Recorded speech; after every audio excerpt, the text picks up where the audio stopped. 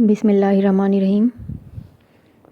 Dear student, food processing and preservation में हम preparatory operations पढ़ रहे हैं, जिसमें आज का हमारा टॉपिक है साइज़ रिडक्शन।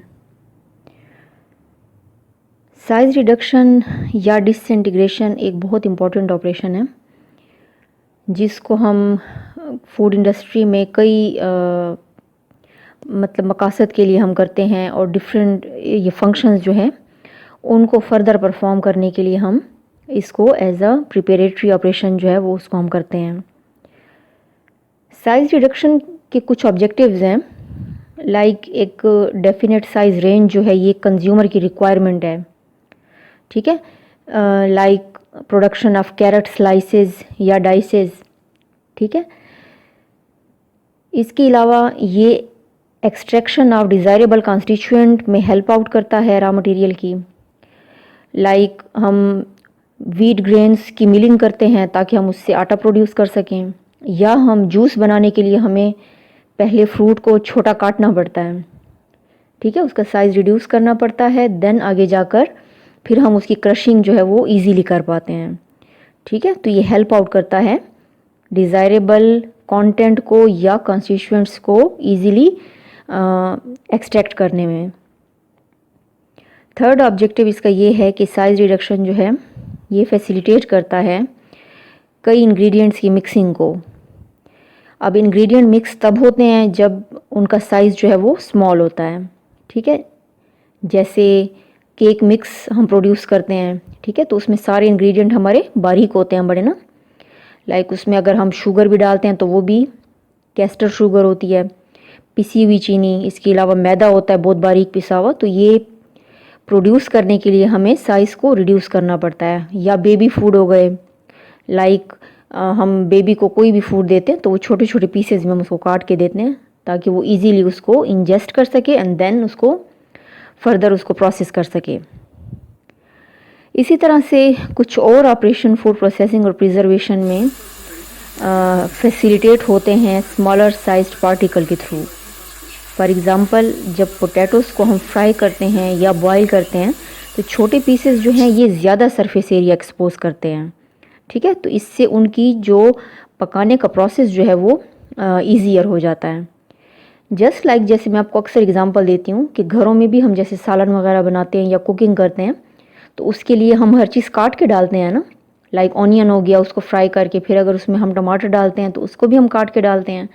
तो साइज़ रिडक्शन इस कॉन्टेक्स्ट में एक बहुत इम्पॉर्टेंट हमारा एक स्टेप है या प्रिपरेटरी ऑपरेशन है कि इसको किए बगैर हम फर्दर आगे नहीं जा सकते।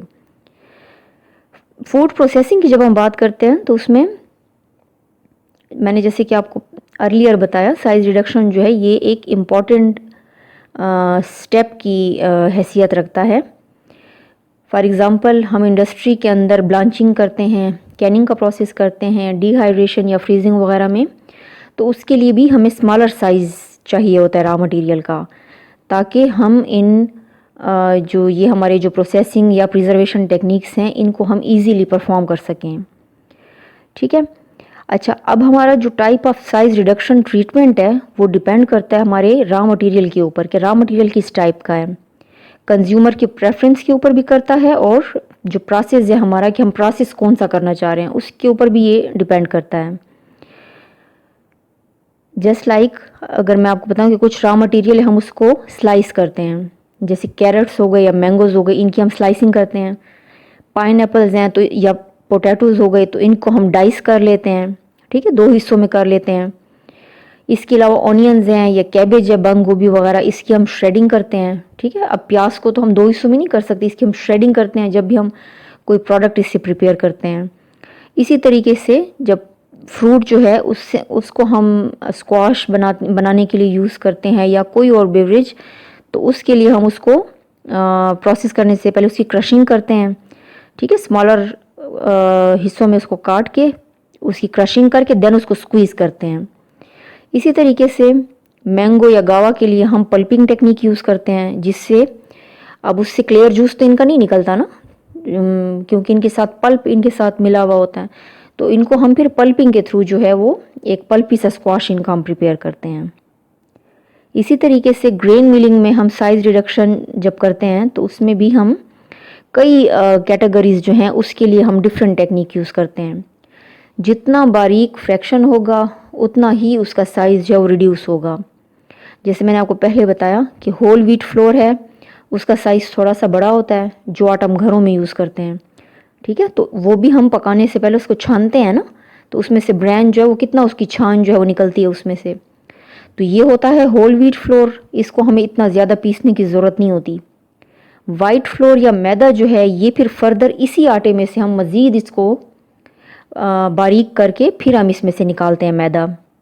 इसी तरह से हम और कई मतलब वीट ग्रेन से जब प्रोडक्ट हम निकालते हैं ना, तो उन्हीं उसी के अकॉर्डिंग सेमोलिना है, सूजी, ठीक है, उसका जो पार्टिकल साइज़ है वो फिर इनसे भी बड़ा होता है थोड़ा सा। तो मकसद ये है कि हम जो भी प्रोडक्ट प्रिपेयर करते हैं तो उसके अकॉर्डिंग हम उसका साइज़ जो है वो रिड्यूस करते हैं। इसके अलावा मीट हो गया जो हम कैनिंग के लिए प्रिपेयर करते हैं या मीट डिशेस में डालने के लिए, उसको भी हम स्मॉलर पीसेस में कन्वर्ट करते हैं पहले। जैसे मैंने आपको पढ़ाया था कि कैनिंग में एक स्टार्ट में मैंने बताया था आपको कि प्रिपरेटरी ऑपरेशन में हम मीट को छोटे छोटे चंक्स में उसको काटते हैं, ठीक है, ताकि कैनिंग जो है वो ईजियर हो सके। इसी तरीके से कभी कभार हमें मिन्स्ड मीट भी चाहिए होता है, कीमा हुआ हुआ। तो डिपेंड करता है आपकी प्रोडक्ट के ऊपर, आपने क्या बनाना चाह रहे हो और आप मार्केट क्या करना चाह रहे हो, कंज्यूमर की क्या डिमांड है, ठीक है। तो ये था आज का हमारा टॉपिक साइज़ रिडक्शन। इसमें कोई क्वेश्चन हो या कहीं पे कोई कन्फ्यूजन हो तो आप पूछ सकते हैं। Thank you.